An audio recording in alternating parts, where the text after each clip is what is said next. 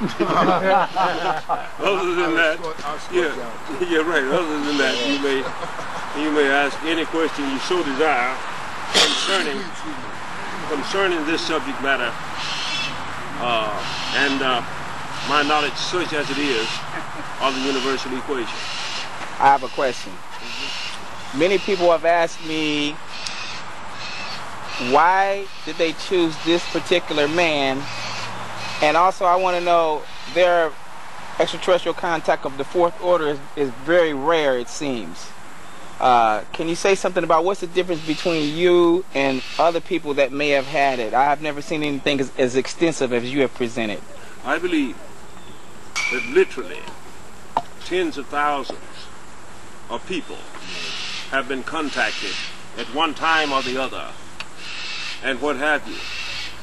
The fact that you have been contacted, or may even have been taken up on occasion, does not necessarily mean that they have decided to give you total recall of this. Historical documentation has given us to believe that contacts of the fourth order are not so rare as you may think. For example, the wheel of Ezekiel that he rode upon, the fiery chariot of Elijah that took him away from here, whole soul and body, never been seen again. He decided to go back, and things of this nature. The Naamans that came to the Dogon, the various teachers, Quetzalcoatl that came to the Aztecs, the Mayans, the Toltecs, and taught them how to build pyramids and things of this nature. Close encounters of the fourth kind, though not so numerous, is certainly not a thing that's unknown. Secondly, bear in mind that it was 35 years after my initial contact with these beings before they would allow me to actually uplink this information and give me permission or ask me if I would go and spread this information to humanity. Now, many may be called, but I suppose, as the scriptures say, few are chosen. Many people who have had encounters of the fourth kind and some knowledge thereof have used that knowledge in a corrupting fashion to make of themselves great paragons upon the earth, dictators and things of this nature over the flocks that they may have known and what have you, or to just aggrandize their own wishes and what have you, such as the Heaven's Gate circumstance and things of this nature. But no, the factor of contact with the fourth kind is not unknown. In fact, I was seeing on sightings one day where about 70 children in South Africa of all races had a close contact with the fourth order, where the spaceman got out of the ship, the man got out of the ship and communicated with them telepathically. And all of them, they're just little kids, all of them more or less have the same message. Something that's about to happen down here. The world must change. This is what they perceived in his eyes. They say they heard it in their heads.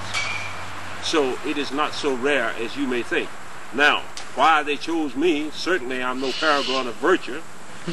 I have been known in life, what have you. In order to make money as a young man, I indulged in bare-knuckle fighting, which was illegal. I also, purely for medicinal purposes, made a little whiskey. And for that same reason, I used to grow a little herbal fashion and what have you, though not trying to corner the market or anything of that nature.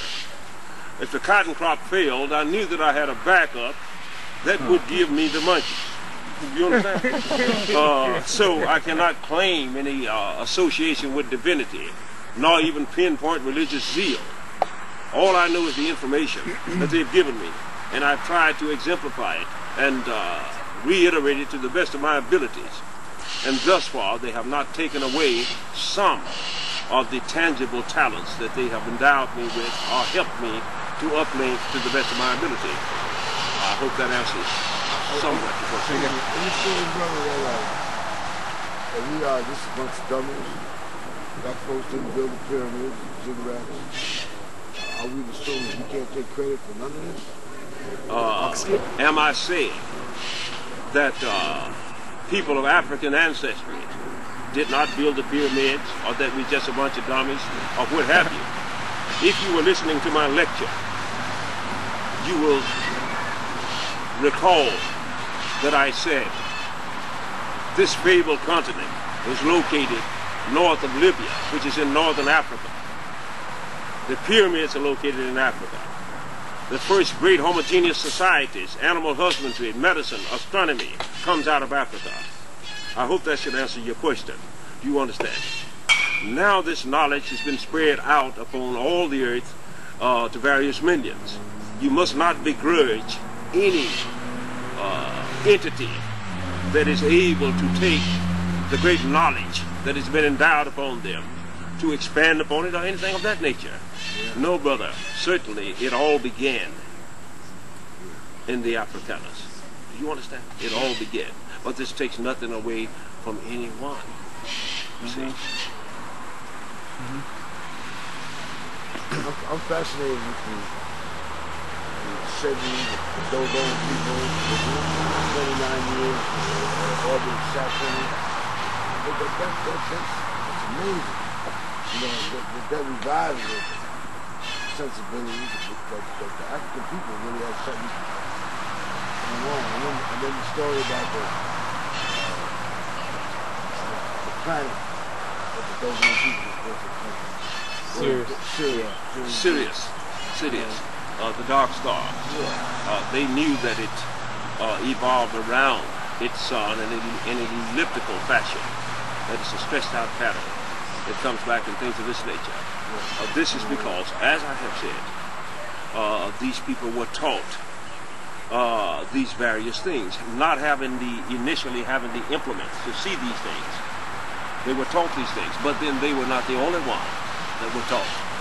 At the time that they were reiterating this knowledge, among those people whom you might have called barbarians in those days, they were building megaliths in southern England and things of this nature.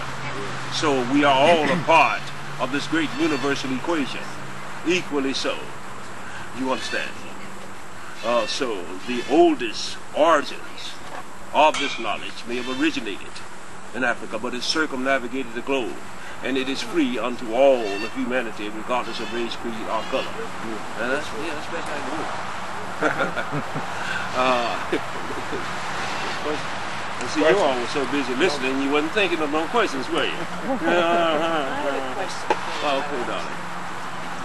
Do the aliens, is there a creator for everyone? You know how we believe in God as the creator? Good question, Sue. What was the question? The question was, do the aliens believe in a creator or a Godhead like we do, and what have you? Yes, they do, my dear. Only they look at it from a different standpoint. Their name for the universal entity is Kwa Amsa, larger one, which means, roughly translated, all praises unto the light. Now, our scientific mathematics, electronics, and theorems are based upon the color codes of light. There are 10 color codes. These are black, brown, red, orange, yellow, green, blue, violet, gray, and white. They believe, now between these greater spectrums are numerous other spectrums, which is why you see 200 different color cards that they created, you understand, by mixing the colors of the spectrums. They believe that if they can decipher all of the spectrums between these spectrums, it will bring them back to the Godhead, which they call the light. You know, the light that oversees all things, which all things must have in one form or the other in order to come to be and to stay, and to be and to evolve. Now they must be on to something, because in deciphering these spectrums of light, they have managed to overcome the speed of light, and indeed run 100 times the speed of light with their technologies. I have experienced at one time technologies greater than theirs. They slowed down to look at us and things of this nature. So yes, they believe that there is a God. God's head, or the light that oversees all things. That's why they find it so strange that we being godly entities, that we being spiritual entities, would be so asinine and haughty as to believe ourselves God's only creation. You see what I'm talking about? They say now, hey, that's cool that you believe you're the highest creation. Well, that's common on each planet. But to believe yourself to be the only creations of God through the infinity of all the galaxies, you understand? Now that's stupid. You know what I'm talking about? That's the height of stupidity. You understand? Being as how we've been in your skies like bumper cars since recorded history. But yes, they believe in God. If they had told me, friend Martin, there is no God, we are God, I would say, okay, you little big-head bastard, you better park before I wreck the ship. I'll have no truck with any species who does not cleave unto a greater thing than he. You understand? Yeah, I just wondered. Right, because God ain't got no big head look like a pumpkin. Is there so in the Old Testament? And there's some boots that look like they're made from the same foot. Yeah, you know, on that theme of us believing that we are the sole creation, and I know that you've mentioned that throughout the history that extraterrestrials have intervened in the progress of man. Do you think that they may have given us too much, too quickly, or you think that there have been mistakes? There have been mistakes. The first mistake was to genetically mix with man. Man is perfectly capable as a neurological entity on his own of learning what they would have taught him in the first place. But they didn't want to put all this teaching in the hands of short-lived creatures. At the time that they intermingled with man, the average lifespan was about 40 years or less. We were hunter-gatherers following the herds and what have you. We had fire. We had domesticated the dog, which did more to help man exist than any other thing, one thing other than fire. Wow. You understand? In doing so, and granting centuries of life to humanity and enclaves upon the earth and things of this nature, they allowed that these people would come to believe themselves as eternal gods, and therefore endeavor to do things that were reprehensible under God's eyesight, such as crossbreeding humans with animals and things, such as in the cities of Sodom and Gomorrah and things of this nature, such as seeking to subjugate all other humanity and things of this nature. This trait is still with us. The stronger is still subjugating the weaker, destroying them, killing them off, what have you. So yes, they made mistakes. Also, there have been rare accidents where their ships or some of their technologies fell into the hands of people, and we've been able to back engineer some of it. You understand? What we are experiencing, I believe, is inevitable. Even if you leave us alone, we will ultimately have come to this point, though maybe not so great, so quick. So yes, they made mistakes. They are not infallible, you know. They are not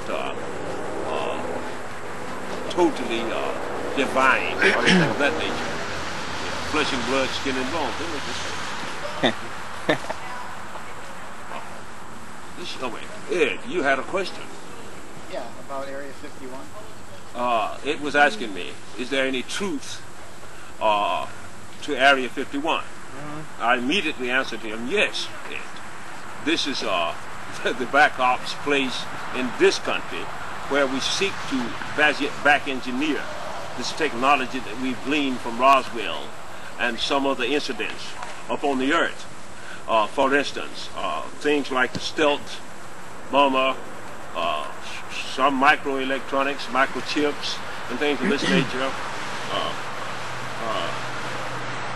lasers, the HAARP, and things of this nature